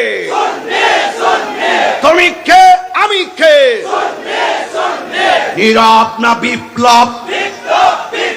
নীরব না বিপ্লব? জনতা জনতা, সুন্নি জনতা, জনতা জনতা, জনতা জনতা, অ্যাকশন অ্যাকশন, সুন্নিয়তের অ্যাকশন, ডাইরেক্ট অ্যাকশন, সুন্নিয়তের অ্যাকশন, ডাইরেক্ট অ্যাকশন, কোরআন সুন্নাহর আলো, ডাইরেক্ট অ্যাকশন, সংসদের আলো, ডাইরেক্ট অ্যাকশন, সংসদের আলো, সুন্নিয়তের আলো, ঘরে ঘরে আলো, সংসদের আলো, সুন্নিয়তের আলো। আল্লাহু আকবার, জোরে গান। এই স্লোগানগুলা দিবেন, স্লোগান দিবেন, ইমান কি হবে? ওরা মনে করছে আমরা বিপ্লবী স্লোগান জানি না। আরে বেটা, এখন যদি কলম নিয়ে বসি এমন বিপ্লবী স্লোগান বের করবো, তোদের 14 গোষ্ঠী শুনছে না। আর ওইগুলোর ভিতরে দুনিয়ার খেলা থাকবে না, সব প্রেমের খেলা থাকবে। কতক্ষণ ঠিক না বেঠে? আওয়াজ করি না দি কেমন সেন ঘুমাই গেছি গে। তাহিরি ঘুমাই যাবেন না ফিলার। সুন্নিরা কিছু জানে না, সুন্নিরা জানে না। বেটা কাগজ কলম লয়া বয়, হ্যাঁ দেখি তোর বিয়াটা টিকবো নি।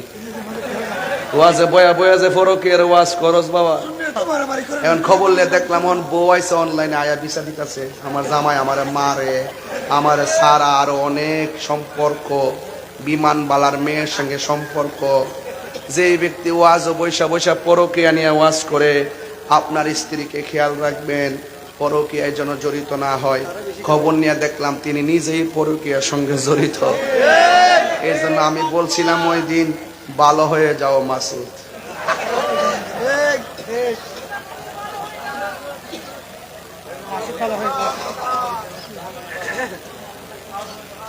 আরো ভালো হয় নাই। আপনারা কি আমার সাথে রাগ করছেন? আমার ওয়াজ কি খারাপ লাগতেছে? আমার বিষয় দিচ্ছেন, আমি বিষয়ের বাইরে গেছি? কত বাইরে গেছি হুজুর? লাইন ঠিক আছে কিনা? আর একটু সামনে যাই, দেখবেন আরো কতটুকু মজা পান। বলুন তো দেখি, আপনার চেহারার স্ট্রাকচারটা বানাইছে কে?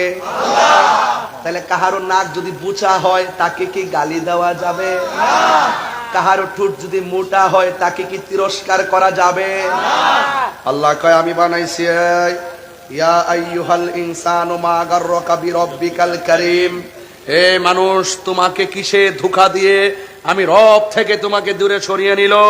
খবরদার, ইন্না বাতশা রাব্বিকা লাশাদীদ, আমি আল্লাহর ধরা অনেক শক্ত, তুমি ভুলে যেও না। ইন্নাহু হুয়া ইউবদি ওয়া ইউঈদ, আমি তোমার শুরুর মালিক, আমি তোমার শেষের মালিক। আমি পৃথিবী সৃষ্টি করেছি, আমি আবার পৃথিবী শেষ করে দিব। চিৎকার মেরে বলেন আল্লাহু আকবার। রাগ করবেন না বাবা, আমার ওয়াজ ধীরে ধীরে শেষের দিকে যাইতেছে। এরপর আমি কিছু অনুবাদও যদি না করি হক আদায় হবে না। আল্লাহ বলেন আল্লাযী খলাকাকা ফাসাওয়াকা ফাআদালাক, আল্লাহ হলো তিনি এই পৃথিবীটাকে সুন্দর করে সৃজন করে সন্নিবেশিত করেছেন। পানি ছাড়া কি মাছ বাঁচে? ওয়াজ বোঝে না। পানি ছাড়া কি মাছ বাঁচে? জিকির ছাড়া কলব বাঁচে না। কথা বলেন ঠিক কিনা? আজকে জিকির করলো বহুত ধরনের ফতোয়াবাজি করে, আমরা ওয়াজে বয়া বয়া জিকির করি, এরা ফতোয়া দেয়। আর এরা যে জিকির করতে করতে কান্দের মধ্যে দাঁড়ায়া নাচে, লুঙ্গি খুইলা বাসে ওঠে, এই খবর তাদের চোখে পড়ে না। কথা বলেন ঠিক কিনা? হাত তুলে বলো ঠিক কিনা বলো।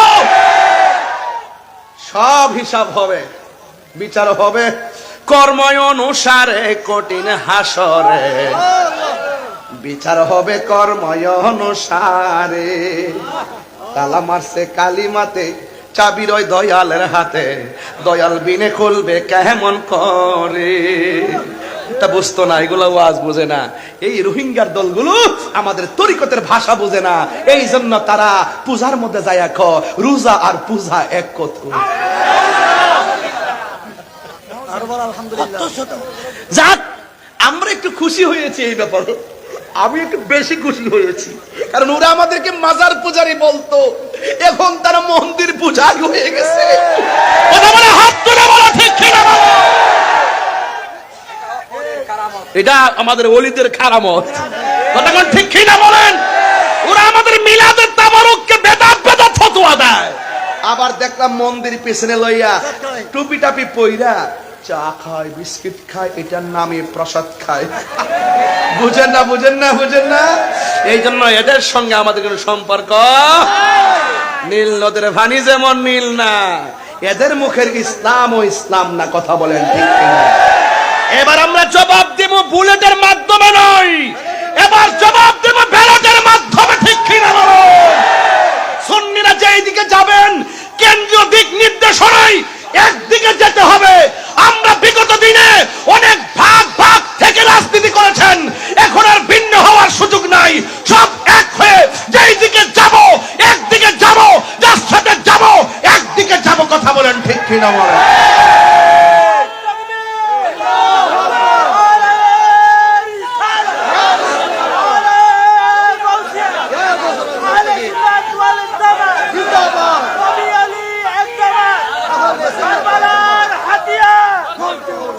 আমি প্রাসঙ্গিক ভাবে কথাগুলো বলছি, রাগ করছেন কেউ? গুসা করছেন কেউ? সুন্নিরা কি দুই না এক? এইরকম হবে না, এক। সুন্নিরা কি দুই না এক? ভাগ হবে ইনশাআল্লাহ, ইনশাআল্লাহ।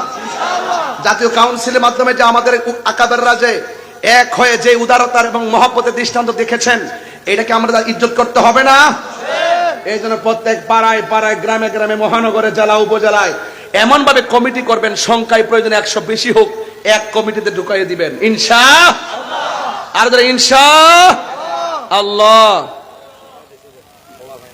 কিটা ওই এলাকায়? আচ্ছা, এই এলাকায় আমি তো বলতেছি, আমাকে তো আপনার আগে বলেন নাই। আমি আমার থিওরি থেকে বলতেছি, কিউরিওসিটি, আমার একটা আইডিয়া আছে। তো আমি তো মর্নিং শোজ দ্য ডে, সূর্য দেখলে বোঝাতে দিনটা কেমন যাবে। আমার তো ওয়াজ করতে করতে, আপনাদের সাথে সংসার করতে করতে আমার এমন অভিজ্ঞতা হয়েছে, আপনাদের সিএস আর এস বিএস আমার পকেটে। কেন? আপনারা আনোয়ারের মানুষ, সুন্নির গড়ের সুন্নি। এক থাকতেই না। আঙ্গুল কয়টা?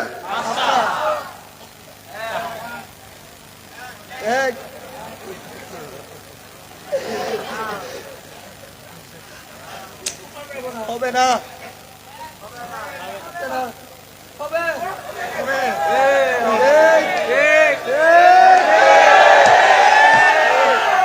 এক থাকলে শক্তি বাড়ে না কমে?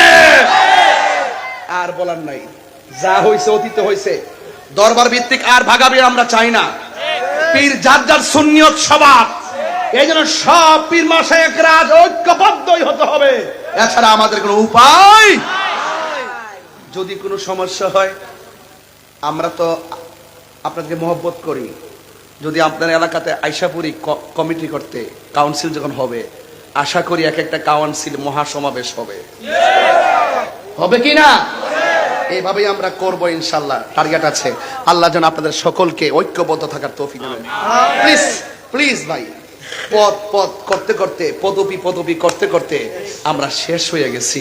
আমাদের একটা মাত্র এখন কথা, আমরা কোন কিসের সভাপতি, কিসের সেক্রেটারি, সব গোলামে রাসূল, ঠিক কিনা বলেন? আমাদের আর কোন পরিচয় লাগবে? মদিনার গোলামি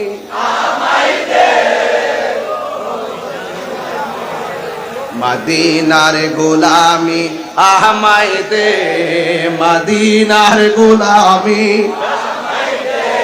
হে মুর্শিদ মোরে, মদিনার গোলামি আমায় দে। টাকা চাই না, পয়সা চাই না, হীরা মানিক মুক্তা চাই না, টাকা চাই না, পয়সা চাই না, টাকা চাই না, পয়সা চাই না, হীরা মানিক মুক্তা চাই না গো, ভাঙ্গা কপাল জোড়া হে মুর্শিদ মোরে, মদিনার গোলামি দে, মদিনার গোলামি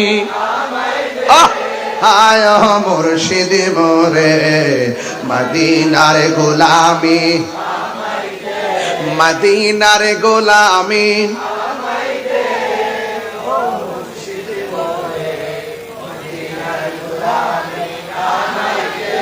মারহাবা, জোরে বলেন না। গভীর মনোযোগ, এখন চুপ থাকবেন, আওয়াজ করে শুধু একটা কথার উত্তর দিবেন। যেই ফেরেশতাটা সিংহা মুখে নিয়ে বসে আছে, ফেরেশতার নাম কি? আর জোরে। যিনি জান কবজ করেন তার নাম কি? জান কবজ করে প্রতিদিন, আর আজরাইলে প্রতিদিন জান কবজ করে। আর একটা মাত্র ফেরেশতা আল্লাহর হুকুমের তামিল করে সিংহা ফু দেওয়ার জন্য বসে আছে। আল্লাহ যখন বলবে দিয়ে দাও, ফেরেশতা কয়েকটা ফু দিবে। প্রথম ফু, দ্বিতীয় ফু যখন দেওয়া শুরু করবে, গাছগুলো আস্তে আস্তে দাঁড়ানো থেকে শুয়ে যাবে, জমিনটা প্লাবন হয়ে যাবে। ওয়াইজাল বিহারু ফুজ্জিরাত, এই ফুজ্জিরাতের ব্যাখ্যা পড়তে যায় পড়ছি কয়েকটা। এক নম্বর হলো এমন একটা পানি ধাক্কা মারবে, মানুষ লন্ড বন্ড বাড়িঘর উড়াইয়া দিবে। আরেকটা পড়ছি পাহাড়ের উপরে 40 হাত পানি, গাছের উপরে 40 হাত পানি, সব মানুষ ওই পানির ঢেউয়ের বাড়ি খাইতে থাকবে। মানুষ বলবে ওয়াকালাল ইনসানু মালাহা, কি হইল কি হইল? আল্লাহ বলে কুল্লু মান আলাইহা ফান। ফান মানে নিঃশেষ করে দেওয়া, ফান মানে ধ্বংস করে দেওয়া, ফান মানে বিলীন করে দেওয়া। চিৎকার মেরে কি আল্লাহু আকবার বলবেন না? এ বন্ধুগণ আমার, আল্লাহ রাব্বুল আলামিন কই ও বান্দারে, কাল্লা বাল তুকাদ্দিবুনা বিদ্দিন, কেমন করে ওই দিনটাকে অস্বীকার করবে রে, যেই দিনটা তোমাদের জন্য অপেক্ষা করবে। কিয়ামত হবে এখানে শেষ নয়, কিয়ামতের পরে একটা ময়দানে আমরা উঠব। আল্লাহ ডাক দিয়ে কয় ইন্নাল আবরারা লাফি নাঈম ওয়া ইন্নাল ফুজ্জারা লাফি জাহিম। হয়তো সুখে যাবে, নাই তো দুঃখে থাকবে, এমন একটা দিন অপেক্ষা করতেছে। এ বন্ধু, ও বন্ধু, ওয়ামা আদরাকা মা ইয়াউমুদ্দিন, জানেননি গো সেই দিনটা কোন দিন? আপনি জানেননি সেই দিনটা কোন দিন? আমার আল্লাহ বলেন কিয়ামতের পরে ওই দিন সম্পর্কে এই সূরার শেষ দিকে বলতেছে ইয়াউমা লা তামলিকু নাফসুন লিনাফসিন শাইআ ওয়াল আমরু ইয়াউমা ইযিন লিল্লাহ। ওই দিনটার ভিতরে কেউ কারো কোনো উপকারে আসবে না। মরণের কালে যেমন পাশে 10 জন থাকলেও মরণের কষ্টের ভাগ নেয় না, কবরে গিয়া কষ্ট করলো কবরের কষ্টের ভাগ কেউ নেয় না। আল্লাহ কয় ও বন্ধু, এই পৃথিবীটা যখন শেষ হয়ে যাবে, আমার আল্লাহ কয় ওয়া ইয়াউমা লা তামলিকু নাফসুন লিনাফসিন, এই দেখেন না, ইয়াউমা লা তামলিকু নাফসুন লিনাফসিন শাইআ ওয়াল আমরু ইয়াউমা ইযিন লিল্লাহ। আপনারা জবান খুলে বলেন, এসব ঘটনা সব ঘটবে। ইসরাফিল সিংহা ফু দিবে, গাছগুলা পড়ে যাবে, পানি পাগল হয়ে যাবে, পাহাড়গুলা উড়ে যাবে। আপনারা জবান খুলে বলুন, কার হুকুমে সেইগুলা ঘটবে?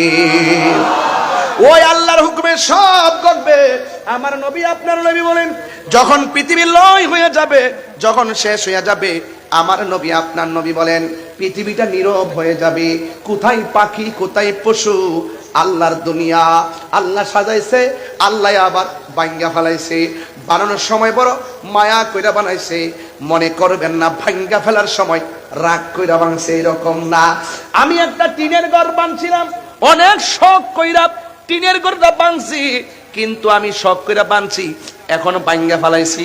মনে করেন না এমনিতে ভাঙ্গা ফেলাইছি, আমি বানছি 3 তলা বিল্ডিং তোলার লাগিয়া।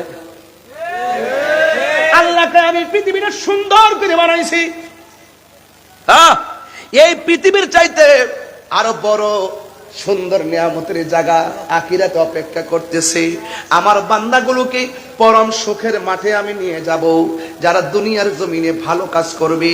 ফামা ইয়ামাল মিসকালা যাররাতিন খাইরান ইয়ারা ওয়া মা ইয়ামাল মিসকালা যাররাতিন শাররান ইয়ারা। যাররা যাররা পরিমাণ হিসাব আমি আল্লাহ নিব। আল্লাহর হাবিব বলেন, মানুষ সব শেষ হয়ে যাবে, গরু ছাগল কিছুই নাই, মানুষ নাই, সব লয় হইয়া যাবে। আসমান নাই, চন্দ্র নাই, সূর্য নাই। পৃথিবীটা কেমন থাকবে? নীরব থাকবে। যিনি ছিলেন, তিনি আছেন, তিনি থাকবেন। জবান খুলে বলেন, তিনি কে? ওয়া ইলাহুকুম ইলাহু ওয়াহিদুন লা ইলাহা ইল্লা হুয়ার রহমানুর রহিম। সব শেষ হয়ে যাবে। যিনি ছিলেন, তিনি আছেন, তিনি থাকবেন, তিনি হলো আমার রব। এখন পরিষ্কার ওয়াজ, সব লয় হয়ে গেল। এখন আল্লাহ বলতেছে, আল্লাহর হাবিব বলেন, সব শেষ হয়ে গেল, একটা মাঠের মধ্যে একত্রিত করা হবে। ইহশারুন নাসু ইয়াউমাল কিয়ামাতি আলা আরদিন। জমিন শেষ হয়ে গেছে, সব ধ্বংস হয়ে গেছে, ফান হয়ে গেছে। সকল মানুষকে আমার দলিল, আমার নবী বলেন, ইহশারুন নাসু ইয়াউমাল কিয়ামাতি আলা আরদিন। সব মানুষকে একটা জমিনের মধ্যে কিয়ামতের পর একত্রিত করা হবে। বাইদা আফরা, ওই দিন মাঠটা হবে পুরা মাটির মাঠ। ওই মাঠটা হবে পোড়া মাটিতে ভরপুর। আমরা সারা জীবন ওয়াজ করছি, ওই মাঠটা হলো তামার মাঠ। মাথার উপরে থাকবে সূর্য, নিচে থাকবে তামার মাঠ। অথচ হাদিসের ভাষায় দেখলাম বাইদা আফরা, ওই মাঠটা হবে পুরা মাটির মাঠ। এরপরে কয় কাকুর সাতিন নাকিগি। আল্লাহর হাবিব বলেন, ওই মাঠটা এমন মাঠ হবে যেই মাঠের মধ্যে কোনো গাছ থাকবে না, যেই মাঠের মধ্যে কোনো উদ্ভিদ থাকবে না রে। লাইসা ফিহা আলামুন লি আহাদিন, লাইসা ফিহা আলামুন লি আহাদিন। এমন একটা মাঠ হবে, আপনি মনে করেন না এমপি হয়েছেন দিকা সেগুন গাছের নিচে থাকবেন, মন্ত্রী হয়েছেন দিকা আপনি তেঁতুল গাছের নিচে থাকবেন। নবী বলে মাঠটা হবে পুরা মাটির মাঠ, আর মাঠটা হবে উদ্ভিদ ছাড়া মাঠ, এখানে কোনো গাছপালা থাকবে না। লাইসা ফিহা আলামুন লি আহাদিন। আমার নবী আপনার নবী বলেন, কারোর জন্য কোনো আলামত থাকবে না। এমন একটা মাঠ হবে রে, ওই মাঠের মধ্যে সবাই একত্রিত হবে। এই হাদিসটা আরো বড় করে আয়েশা সিদ্দিকা রাদিয়াল্লাহু তাআলা আনহা থেকে বর্ণনা করা হয়েছে। আয়েশা সিদ্দিকা রাদিয়াল্লাহু তাআলা আনহা বলেন, আমি নবীর জবান মুবারক থেকে শুনেছি, আমার নবী বলেছেন, ইহশারুন নাসু ইয়াউমাল কিয়ামাতে হুফাতান উরাতান। আমার নবী বলেন, হাশরের ময়দানে, কিয়ামতের পরে যেই ময়দানে সব মানুষের পাপ পুণ্যের হিসাব হবে, ওই মাঠের মধ্যে মানুষকে একত্রিত করা হবে। হুফাতান উরাতান, বলেন হুফাতান উরাতান। সেই মাঠের মধ্যে মানুষ উলঙ্গ অবস্থায় উঠবে, পায়ের মধ্যে কোনো জুতা থাকবে না, খতনাবিহীন হয়ে উঠবে। ওই মাঠের মধ্যে কাহারো গায়ে কাপড় থাকবে না। আমার নবী বলেন যে এই মাঠে কাহারো গায়ে কাপড় থাকবে না, ওই মাঠে আমি সর্বপ্রথম উঠব, কিন্তু আমার গায়ের মধ্যে থাকবে জান্নাতের জামা। আল্লাহু আকবার বলেন। এরপরে আয়েশা সিদ্দিকা বলেন, আমার নবী যখন বলছেন, ও আয়েশা, মানুষ একত্রিত হবে, হুফাতান উরাতান, মানুষের গায়ে কাপড় থাকবে না ন্যাংটা, আর পায়ের মধ্যে জুতা থাকবে না। তাহলে তামার মাঠে জুতা ছাড়া উঠবে, এবার বুঝেন মাঠটা কেমন হবে। আবার মাথার সুরমার কাঠি যত বড়, এমন পরিমাণ উপরে সূর্যটা থাকবে। এবার বুঝেন মাথার মগজের কি অবস্থা হবে। হাদিস শরীফের মধ্যে এসেছে, সূর্যের তাপ লাগার পরে মানুষের মাথার মগজটা উড়ে যাবে, বাতের মারের মতন ছিটটা ছিটটা পড়বে। সেই দিন আল্লাহর ছায়া বিনে, দয়া বিনে কোনো দয়া থাকবে না। আল্লাহ দুইটা নামের ধারণ করবেন, একটা হলো কাহ্হার, আরেকটা হলো রহমান। যেই কথাটা শুরুতে বলছিলাম, রহমান নামটা বড় দামি রে। রহমানটা হলো আমি গুনাহগার, তুমি ছাড়া আমার দয়ার আর কোথাও জায়গা নাই রে, কোথায় যাব, যাওয়ার জায়গা নাই। আল্লাহ সেই দিন কাহ্হার হয়ে থাকবে। আমার নবী বলেন সবাই উলঙ্গ অবস্থায় উঠবে। এরপর আয়েশা কয়, ইয়া রাসূলুল্লাহ, নবী গো, আন-নিসাউ গুরলাউ ওয়ার রিজালু জামিআ, পুরুষ এবং নারী একসাথে মাঠের মধ্যে উঠবে। ইয়ানজুরু বাদুহুম ইলা বাদিন, একজন আরেকজনকে দেখবে। মহিলার কোনো কাপড় থাকবে না, পুরুষের কাপড় থাকবে না। ইয়ানজুরু, এরা দেখবে, দেখিতেছে, দেখবে। নাসারা ইয়ানসুরু থেকে, বুঝেন না? এরপরে বাদুহুম ইলা বাদিন, মাজরুর তো বাদিন।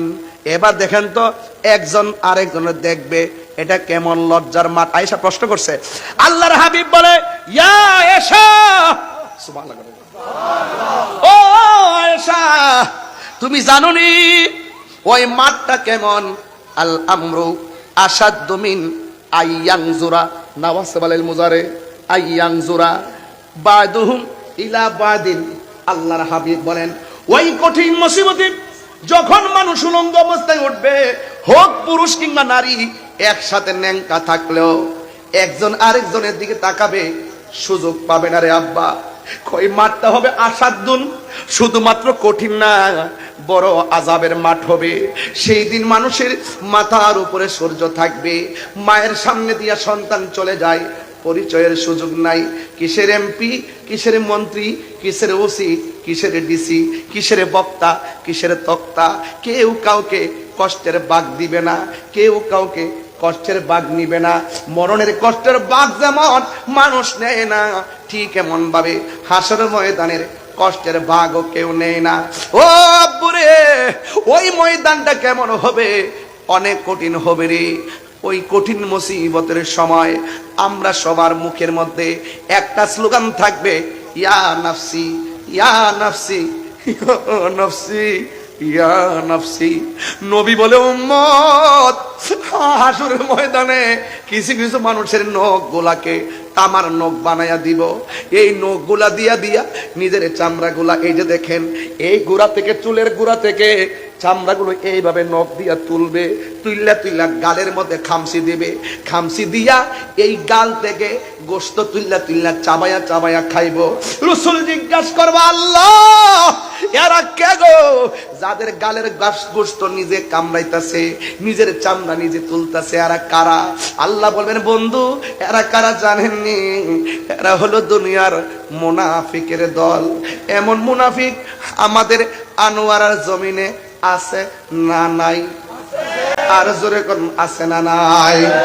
এমন ভাবে মুনাফিকরা গীবত যারা করে, আল গীবাতু আসাদ্দু মিনাজ জিনা, গীবত হইল জিনার চাইতে আরো মারাত্মক। আল ফিতনাতু আসাদ্দু মিনাল কতল, ফিতনা লাগানো কতলের চাইতে খারাপ। আজকে মুনাফিকদের কারণে সমাজের ফাসাদ কি বাড়তেছে না কমতেছে? আর জোরে কোন বাড়তেছে না কমতেছে?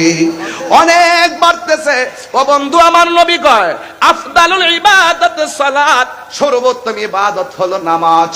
এই নামাজের হিসাব হবে হাসরের ময়দানে। এই জন্য আমি বলছিলাম নামাজ পড়ি হুজুরি কলবে, নামাজ পড়ো, নামাজ পড়ো রে হুজুরি কলবে, নামাজ পড়ো। যেই নামাজে নবী নাই রে সেই নামাজকে পড়ো না রে। নামাজে নামাজির সরল পথে আনতে পারি, নামাজে মোল্লাজি খবর লইছনি, বিসমিল্লাতে কয় রঙের পানি সন্ধান জাননি, ঠিক কিনা? কইতিকা জানবো, কিতাব পড়লে না জানতো। মৌলা আলী রাদিয়াল্লাহু তাআলা আনহু বলেন, আমি যদি বিসমিল্লাহর তাফসীর করি 60টা উটের বোঝা হবে, এরপর তাফসীর শেষ হবে না। আর ওনারা বলে 7 দিন ব্যাপী তাফসীরুল কোরআন মাহফিল, 7 দিন ব্যাপী তাফসীরুল কোরআন মাহফিল নাম দিয়া ওয়াজ শুরু করে দে। তাফসীরে ইন্ডিয়া, তাফসীরে পাকিস্তান, তাফসীরে আমেরিকা, তাফসীরে পিআর সিস্টেম তাফসীর করতেছে। আমি আজকে বেটা বুঝার জন্য বলতেছি, এও আমি দেখতে আসি নাই, ভালো করে দেখলে আরো গুড়াই করে প্রত্যেকটা আয়াতের তাফসীর করতে পারতাম। এখন তো আমি এবারতের আয়াতের অর্থ পড়ে বুঝাইতেছি। আমি তো ভিতরে ঢুকি নাই, যে ভিতরে ঢুকলে আরো বুঝতেন, আরো বুঝতেন, আরো বুঝতেন যে আসলে এটার ভিতরে কি আছে। এরপরে বোঝাই যায়। হাসরের মাঠে নিয়ে গেলাম, কিয়ামত তো শুরু হয়ে গেল, হাসরের মাঠে নিয়ে গেলাম। এক শ্রেণীর মানুষকে আল্লাহ পাক গায়ের ভিতরে জাহান্নামের শিকল দিয়ে আগুনের শিকল লাগাইয়া দেওয়া হবে। আপনারা বলুন তো, আগুনের শিকলটা কি শান্তি না অশান্তি? আরো বড় করেন, শান্তি না অশান্তি? এরপর রাসূল জিজ্ঞেস করবে, আল্লাহ এরা কারা যাদের গায়ের মধ্যে আজকে হাসরের মাঠে আগুনের শিকল লাগাইয়া দিছ? আল্লাহ বলবেন, বন্ধু এরা হলো দুনিয়ার ওই সমস্ত মানুষ যারা দুনিয়াতে মা বাবার মনে কষ্ট দিয়েছে। ও আমার আনোয়ারের বাবা, ও আমার চট্টগ্রামের বাবা, আমার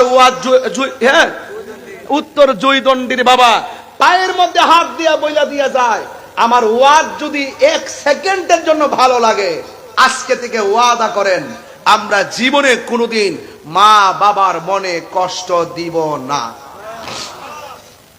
রাজি আছেন কিনা বলেন? তো মা বাপের মনে কষ্ট দিলে হাসরের মাঠে শাস্তি আসেনি?